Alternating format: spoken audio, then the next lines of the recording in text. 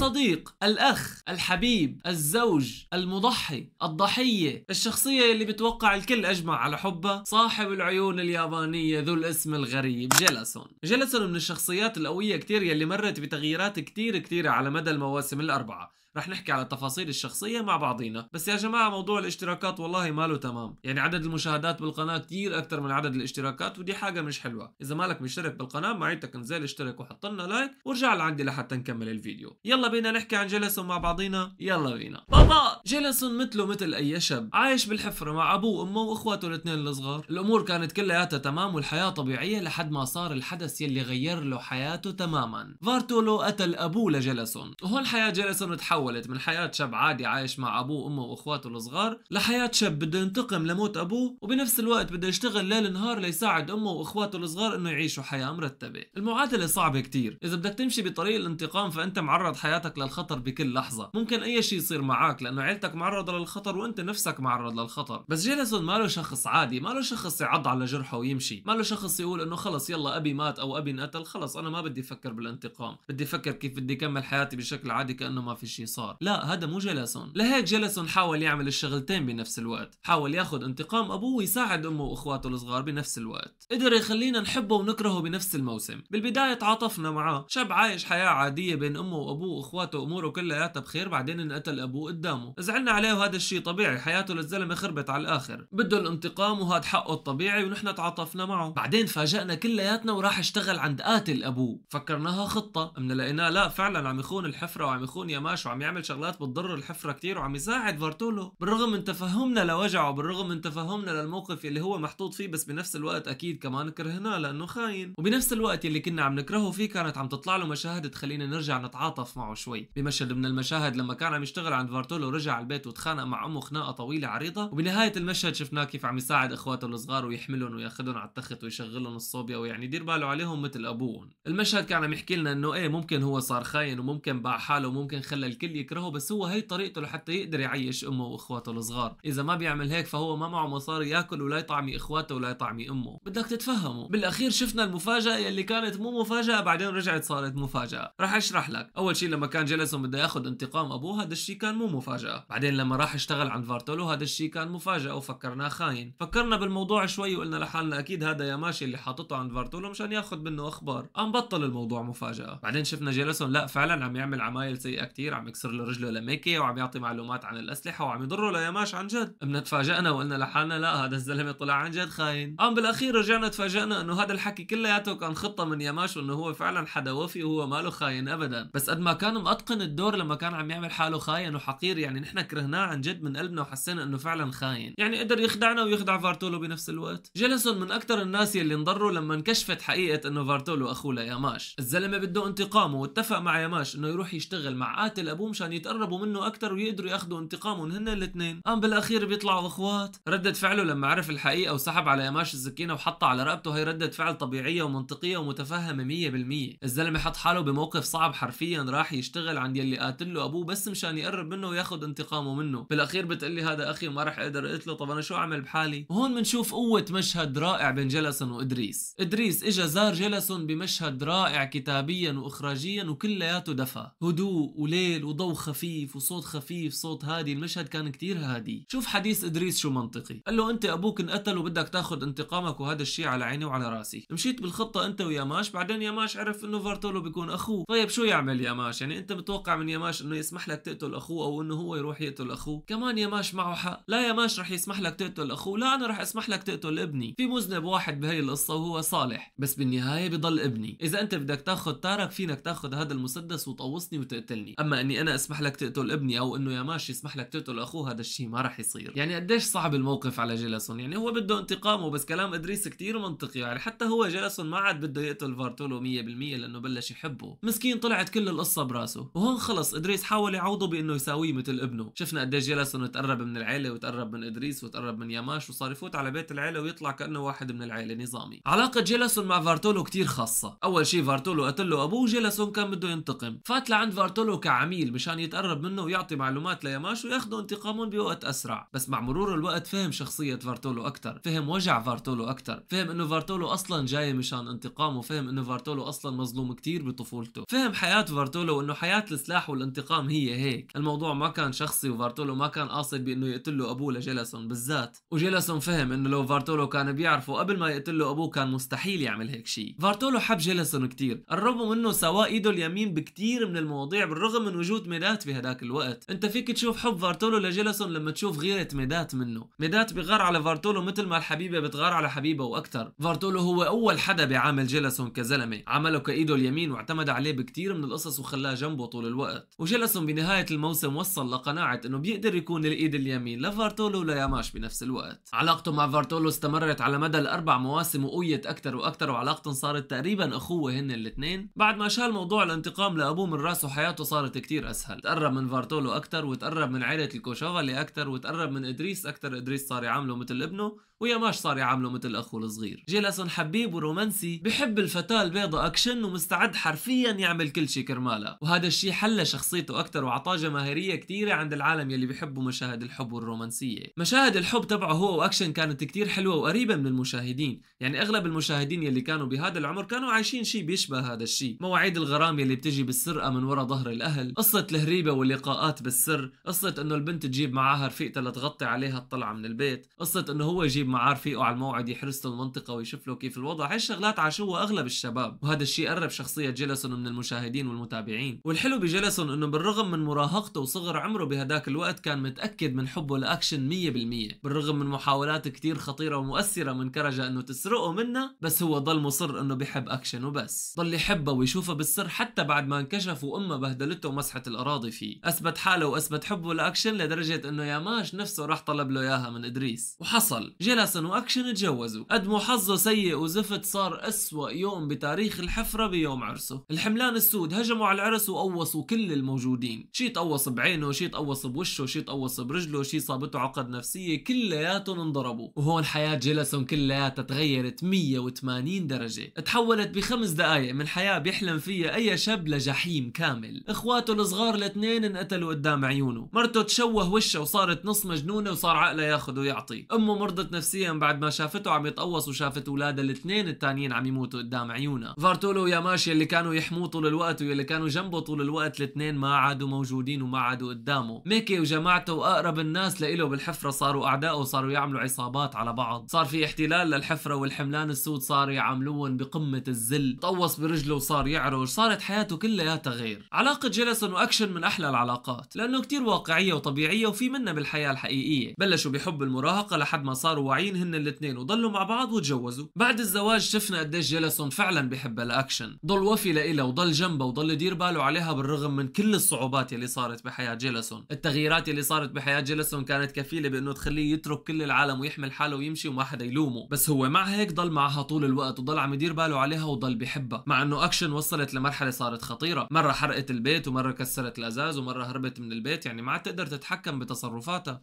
وبنفس الوقت كان في مشاكل كتير كبيره بينه وبين امه لانه امه كمان مرضت نفسيا ومعاها حق. جيلاسون تحمل كل هذا الشيء وضل جنبها وضل معاها. بوقت من الاوقات اكشن صحيت على حالها شوي وكانت عرفانه شو عم تحكي، قام طلبت منه يطلقها. قالت له طلقني روح عيش حياتك، انت مالك مضطر تضلك جنبي ومالك مضطر تكمل معي وانا بهي الحاله. بمشهد اكثر من رائع شفنا قديش هو بحبها وكيف وعد انه هو رح يضل جنبها لو شو ما صار، وحصل فعلا. جيلاسون ضل جنبها لحد ما انقتلت. ردة فعل جيلاسون على موت اكشن كانت فعلا رائعه، كتير ابدع. اول شيء انصدم وكان هديان وقاعد عم يبكي ولساته ماله مصدق الخبر. بعد ما ادرك الشيء اللي صار وبعد ما فعلا صحي على موضوع انه مرته ماتت هون انفجر، طالع مسدسه وحطه براسه وقوص. لو ما ميكي انقذه باخر ثانيه وبعد له المسدس من على راسه هو كان رح ينتحر اصلا بدون ما يحس. صحي هيك على الموضوع وبعد ما ميكي سحب منه السلاح صرخ صرخه من جواته طالع فيها كل الالم والحزن يلي بقلبه. مشهد كان كتير خرافي وواحد من احلى مشاهده تمثيليا اكيد. حتى مشهد المقبره بعد ما دفنوها كان عم يمشي ويتصرف كانه مغمى عليه، عم يحفر القبر وعم يدفنها وهو عقله مو معه وهو ماله موجود. بعد ما اندفنت وصارت تحت التراب هو وعي على فكره انه هو ما عاد يقدر يشوفها، وعي على فكره انه هو ما عاد يقدر يحكي معها، هي ما عاد تقدر ترد عليه. صار يحفر القبر بايديه، صار ينبش التراب بايديه الا اطلعي قومي احكي معي ردي علي. ما عم يستوعب انه هو كيف بده يروح ويتركها عليه ويحكي معه وهي ما ترد عليه. رائع جيلاسون. والحلو يلي عجبني بعد موت اكشن هو انه جيلاسون ضل متاثر لفتره طويله. الموضوع ما كان مجرد انه قتلوا له مرته وخلص يلا مشي الحال، ضل متاثر لفتره طويله وشفناه شفناه لدرجه يعني صار حتى يتطاول على جمالي ويتطاول على ياماش ويتطاول على فارتولو، صار يعمل شغلات بدون ما يفكر فيها، صار هيك بس بده يطلع ينفجر، بده يعمل اي شيء ليعبر عن غضبه. عمل مشاكل وعلق الحفره كلياتهم مع ازار بس مشان جنونه ومشان يعمل شغلات طايشه. ياماش وجمالي وفارتولو صار يقولوا له طول بالك وبدنا ناخذ انتقامنا على مهل وبدنا نعرف مين الراس الكبير وبدنا نلاحقهم ونعمل خطط ومدري شو. هو مو هاممه كل هذا الشيء، هو بده يقتل يلي قتل له مرته بس. جيلسون بالموسم الثاني صار ازعر وصار رئيس عصابه وصار عنده شله يروح معاهم ويجي معاهم ويقول لهم شو يعملوا ويخبرهم شو يعملوا كقائد لإلهم. وصل لمرحله صار تقريبا مستعد يعمل كل شيء بس ليقدر يعيش بهي البيئه الجديده تبع الحفره. بس بالرغم من كل هالشيء هو ما نسي اصله. وقت بلشت عمليات استرجاع الحفره من ياماش وفارتولو وجمالي وسليم والكل، هو كان اول واحد عم يساعدهم بكل شيء. يعني ما اول واحد، كان هو وكمال وميتين بنفس الوقت. رغم كل الصعوبات يلي تعرض له ورغم كل الطعنات يلي اكلها بظهره ضل مستعد يساعد الكل. الحقير تشيتو عرض عليه انه يقتل جمالي ويخون الكوشوفا اللي كلياتهم مقابل انه يعطيه بيت ويعطيه مصاري ويخليه يعيش عيشه كتير مرتبه بالحفره. يعني تقريبا انحط بموقف بيشبه الموقف اللي انحط فيه بالموسم الاول، انه يخون الكل ويبيع حاله مقابل انه هو يعيش عيشه منيحه ويعيش عيلته عيشه منيحه. بس هالمره ما خان، وحتى بالموسم الاول يعني ما يعتبر خان، بس انه نحن فكرناه خان بوقت من الاوقات. ضل دائما جنب الكوشوفالي، وقف جنبهم وما خانهم. جيلسون بالموسم الثالث كان الشاب الطبيعي، كان زلمه من زلمه الحفره يلي الكل بيعتمدوا عليهم بالشغل، مهم للكل والكل بحبه. وشفنا ياماش شو عمل مشان ينقذه هو وميكي لما ازار خطفهم، خرب الدنيا كرماله انه هجم على فيلة ازار لحاله وقتل له شي 50 واحد، فات سولو سكواد ذبح له شي 50 واحد مشان ينقذهم. جيلسون عمل واحد من احلى مشاهد الحفره مع شاتاي، هدد شاتاي ورجاه خطوره واهميه الحفره. الحفره صارت بكل اسطنبول وكل اسطنبول صارت بالحفره. هذا المشهد كان كتير حلو، بحسسك بهيبه الحفره، بتحسه كان عم يحكي بلسان المشاهدين. المشاهدين كانوا خايفين من شاتاي كتير لانه شايفين انه شاتاي تقريبا اقوى من الحفره والحفره ما عم يقدروا له ابدا. بتحس انه نسينا قوه الحفره شوي. قام اجى جيلسون وذكرنا الحفره قديش قويه وقديش هيبه وشو بتقدر تعمل. الحفره هي كل اسطنبول. الموسم الرابع بقى جيلسون غير. الموسم الرابع تقريبا كلياته كان عن حبه لكرجا. بعد ما ماتت اكشن هو زعل عليها وعاش بعدها حياه من جحيم، حب يتذكر حب كرجا لإله وصار يحبها هو. لسوء حظه انه بهداك الوقت كرجا كانت اوريدي متخطيته وكانت حابه واحد بعده اللي هو ازار، ومتجوزته وقاتلته ومطلقته وعايشه حياه تانية تماما. هي لساتها بتحبه بس بهداك الوقت كانت مهتمه بحياتها الجديده اكثر بكتير. كرجا كانت كل حياتها عم تحلم تعيش الحياه اللي عاشتها بوجود العم بالحفره. وقت اجتها الفرصه وعاشت هي الحياه، هي فضلت هي الحياه على وجودها مع جيلسون. وقت العم احتل الحفره واخذ البيت، جيلسون صار عباره عن اجير بكعكه، صار يشتغل شوفير عند كرجا او يشتغل حارس على الباب، صار يشتغل مثله مثل اي صبي. راحت هيبته وراحت اهميته وراح مركزه بالحفره، ما عاد مثل قبل. كان فينه يترك الحفره ويمشي يتخلص من هي الحياه كلياتها، بس هو ضل موجود مشان يضل قدام كرجا، اولا لانه بيحبها وثانيا مشان يحميها، عرفان انه كرجا لساتها جديده شوي على هالمجال وهذا المجال خطير وممكن يصير اي شيء. نحن شفنا جيلسون عم يحميها اكثر من مره وشفناه عم يتقوص كرمالها. وقت ياماش رجع على الحفره وبلش يسترجعها، هون جيلسون حن لاصله. بالوقت يلي الكل كانوا خايفين يتطلعوا فيه بياماش قدام العم او كانوا خايفين يحكوا معه فيه، جيلسون كان اجرأ من الكل. الحضن يلي كلف جيلسون حياته، قام قدام العم وقدام عيون الكل، ووقت الكل كان خايف بانه يتطلع بياماش ضمه وقال له اهلين فيك واهلين برجعتك. قام قدام العم وقدام عيون الكل، وبالرغم من معرفته للعواقب والخطورات يلي ممكن تجي من هالموقف، ضم ياماش قدام الكل وقال له اهلين برجعتك. خاطر بكل شيء وما همه شيء، قال يلي بده يصير يصير، اذا بدي موت خليني موت. وفعلا كان هذا الحضن يلي كلفه حياته. وجيلسون حضن ياماش وقع على قرار موته. القرار طلع من العم والموضوع كان محسوم. اللي بيقهر بموت جيلسون انه انخدع. اوكي كرجا بتحبه بس مثل ما حكينا كانت حابه حياتها الجديده اكثر منه، ضحكت عليه وقالت له اترك كل شيء وروح، هي مشان تنقذه بس كان على اساس انه تلحقه. وهذا السبب الوحيد يلي اقنع جيلسون انه فعلا يترك الحفره ويترك كل شيء ويروح، كان على اساس حبيبته بدها تيجي لعنده وبدهم يعيشوا حياه لحالهم بعيده عن الحفره. ودع الكل وترك كل شيء وعلى اساس كرجا تلحقه ثاني يوم، واذ بيطلع المقنع عم يستناه بالسياره وبيخنقه وبيقتله. موت جيلسون كان بزعل كتير بس برايي كان منيح للشخصيه. الشخصيات اللي بتنتهي بنهايه بتزعل او بنهايه سيئه بتعلم اكثر عند المشاهد. يعني لو جيلسون اخذ كرجا بنهايه المسلسل ورايحين عايشين حياه لحالهم ما كنا رح نتذكر الشخصيه هيك. انا برايي انه هو وكرجا انقتلوا، هذا الشيء كان احلى لشخصيتهم هن الاثنين، وهذا الشيء فاد الشخصيات كتير، وخاصه انه هن الاثنين ماتوا باخر كم حلقه، يعني ما كملنا فتره طويله بالمسلسل بدونهم. الشخصيتين موجودين من اول حلقه بالموسم الاول لاخر كم حلقه بالموسم الرابع، وحتى الحلقات يلي اجوا بعد موتهم كانوا تقريبا كلياتهم بيحكوا عن قصه الانتقام لموت كرجا وجيلسون. شخصيه جيلسون كتير حلوه وكتير واسعه وكتير كبيره، اكيد ما حكيت عن كل شيء لاني ما بلحق احكي عن كل شيء، بس حاولت احكي عن النقاط المهمه. شخصيه محبوبه كتير، كان شخص عادي بعدين تقرب من الكل، مشينا معه بمراحل الخيانة وبمراحل الوفاة وبمراحل الحب وبمراحل الزواج وبمرحلة الموت. حسيت الكاتب بوقت من الأوقات ضاع شوي بشخصيته، وما عرف هل يعمله شخصية أساسية مثل الإخوات الباقيين تبع الكوشوفالي ولا يعمله واحد من رجالهم. بس يمكن هذا الشيء فاده لجيلسون شوي كمان، لأنه شفنا منه كل شيء بالمسلسل من البداية للنهاية. كانت شخصية قوية وشخصية مؤثرة وشخصية محبوبة من الكل. بتحسه أقرب واحد من الشخصيات للمتابعين، بتحسه أكتر شخصية بتشبه المشاهدين، شخصية عادية، شخصية حقيقية، أكتر واحد عادي، الشاب الوسيم صاحب العيون اليابانية ذو الاسم الغريب جيلسون. وبس يا غالي، هذا كان تحليلي لشخصية جيلسون. بتمنى يكون عجبك. اكتب لي رأيك بالتعليقات إذا عجبك ولا ما عجبك. لا تنسى تكتب لي مين الشخصية الجاية اللي بدك ياني احكي عنها. بعد ما تشترك بالقناة لا تنسى تتابعني على الانستغرام، لأنه بأغلب الأوقات بعمل تصويت هنيك عن مين الشخصية الجاية اللي بدكم ياني احكي عنها بمسلسل الحفرة. لا تنسوا أهلنا بالسودان وبغزة من الدعاء. الله يعطيكم العافية. سلام.